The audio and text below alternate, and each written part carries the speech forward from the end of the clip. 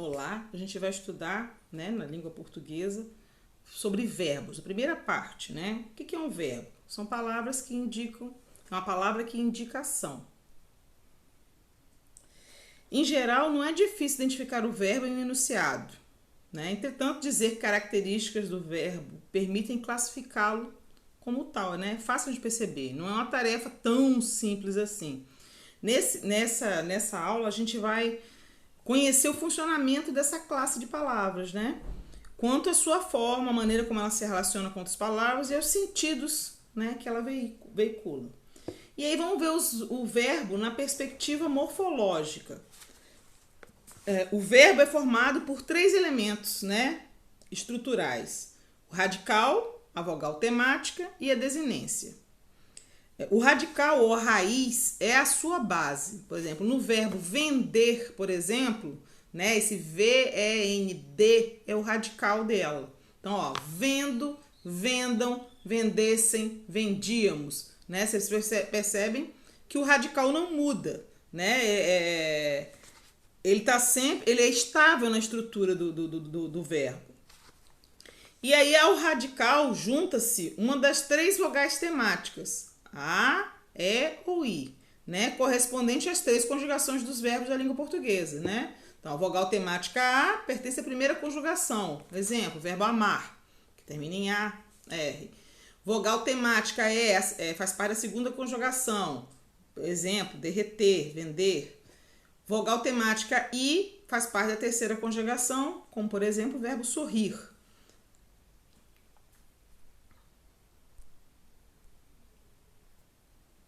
E aí, falando das desinências verbais, elas indicam a pessoa, o número, o tempo e o modo. E aí vem, ó, elas podem ser desinência modo temporal, são as desinências que indicam o modo e o tempo do verbo. Aí tem um exemplo aí, ó, no verbo falar, né? Falava. Esse vá, né, separando do radical, ó, o vá é a desinência que indica o tempo do verbo e o modo, ó. Pretérito imperfeito do indicativo. Falasse, desinência que indica o pretérito imperfeito do subjuntivo. Falaria, esse finalzinho, né, ria, é a desinência que indica o futuro do pretérito do indicativo. Então, no verbo, principalmente nos verbos regulares, você percebe pela desinência, né? Porque o radical permanece igual. Depois tem a desinência número pessoal, são as desinências que indicam o número e a pessoa do verbo. Por exemplo, ó, continuando no verbo falar, falamos, né? Esse moço é a desinência que indica a primeira pessoa do plural, nós. Falas, esse S aí é a desinência que indica a segunda pessoa do singular, o tu, né? Tu falas. E falam com M indica esse Mzinho no final é desinência que indica a terceira pessoa do plural. Eles falam.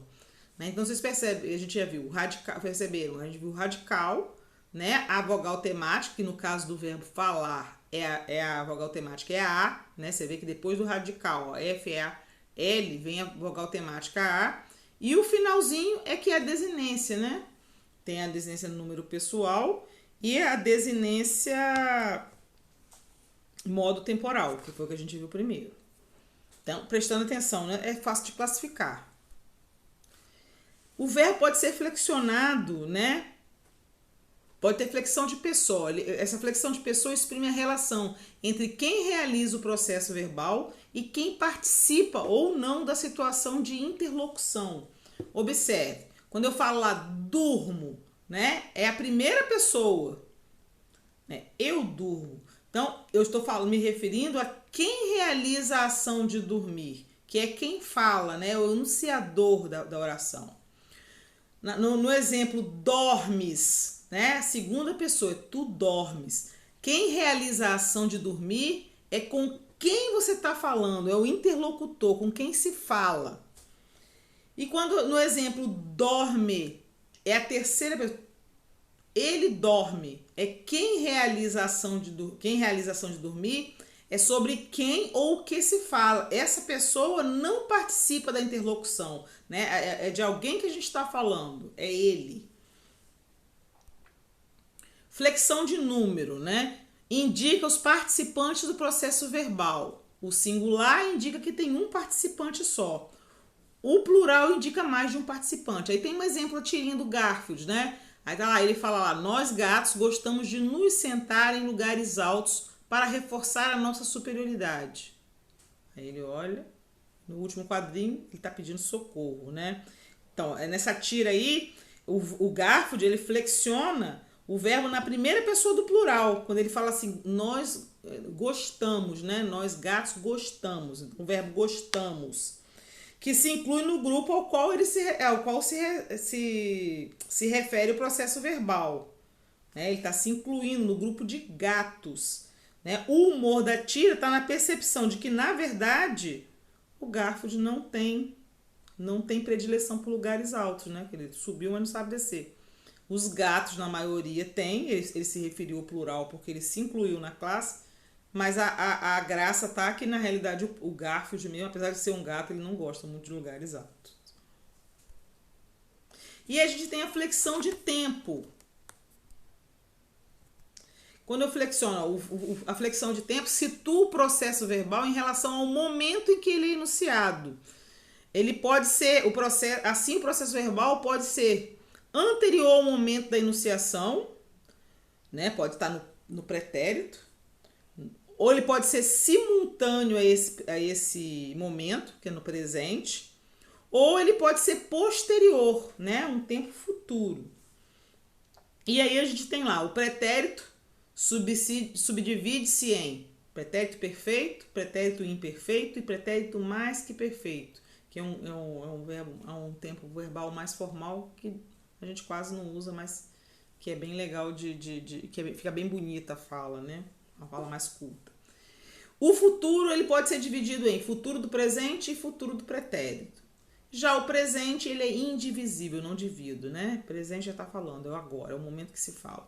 Os tempos verbais podem ser simples ou compostos, né? Os simples expressam um único verbo e os compostos por uma locução verbal, dois ou mais verbos. Na flexão de modo, ela indica como o enunciador se posiciona quanto ao seu enunciado. Né? Aí eu tenho esses três modos aí. O modo indicativo é o conteúdo real. Na realidade, ele é utilizado quando o enunciador considera o conteúdo de seu enunciado algo real e com certeza se realizará. Já no modo subjuntivo, né, ele é utilizado para fazer referência a suposições, né, a fatos que são possíveis, que o enunciador acha possível, mas de realização duvidosa, incerta. Já o modo imperativo é empregado para fazer uma exigência, né, do agente do processo, quem tá usando. Né? Ele, conforme a entonação e o contexto que você fala, ele pode expressar um pedido, né, apenas um pedido, um conselho, um convite. E dependendo da entonação, ele pode configurar uma ordem, dependendo da entonação e do contexto que está sendo falado. Né? E o modo imperativo não se divide em tempos, eles se dividem apenas em afirmativo, imperativo afirmativo e imperativo negativo.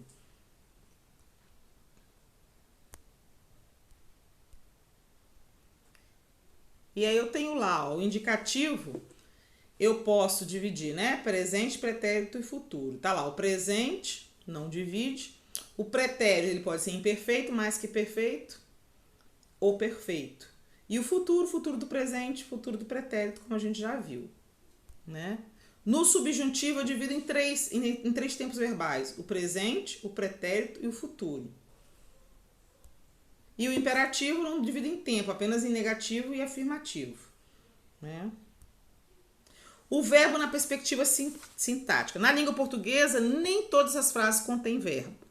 Né? As frases não verbais, elas são comuns, por exemplo, em título de notícia, de reportagem, mas a maioria das frases, no entanto, organizam-se em torno de verbos. Né? Sintaticamente, um verbo ocupa em geral a posição de núcleo ou sintagma verbal. Nesse sintagma, o verbo relaciona-se com outras palavras que modificam seu significado ou acrescentam informações sobre as circunstâncias da ação ou do estado expresso. Né? Como, quando aconteceu e etc. Onde aconteceu. A dependência entre esses núcleos dos sintagmas nominal e verbal é um enunciado, que a gente observa na norma padrão e nas variedades urbanas de prestígio, chamado de concordância verbal. E na hora que a gente escreve um texto, é que vocês precisam prestar muita atenção nessa concordância, né, do verbo. O verbo na perspectiva semântica, né? Quanto ao sentido, os verbos podem ser divididos em dinâmicos, né? São aqueles que expressam uma ação imediata, e não dinâmicos. Os primeiros, né, os verbos dinâmicos, eles indicam uma ação ou uma atividade que não necessariamente são executadas por pessoas ou por outros seres vivos. O agente do processo verbal pode ser um substantivo abstrato. Aí tem lá o exemplo, ó. Marina digitou o texto sem pressa, né? Ela digitou é o verbo. Esse verbo indica a ação de digitar, né? Ela está sentada digitando. No outro exemplo, Fernanda estava sem crédito, né? Esse estava aí exprime um estado, né? Então é um verbo não dinâmico, é um verbo de ligação que a gente fala. Tá ligando o estado, né, ao sujeito. Então eles não exprimem, os verbos não dinâmicos exprimem um estado. Faz calor, choveu ontem. Esses são os verbos que expressam a ocorrência de um fenômeno ou de um estado que não se atribui a nenhum agente, né? Faz calor, não tem um sujeito ali, o sujeito é inexistente. Choveu ontem, né? Um fenômeno da natureza. E ainda, do ponto de vista semântico, é característico dos verbos indicar a relação temporal do processo verbal com o momento em que ocorre a enunciação. Né? O tempo, a temporalidade também pode ser expresso por outras classes de palavras.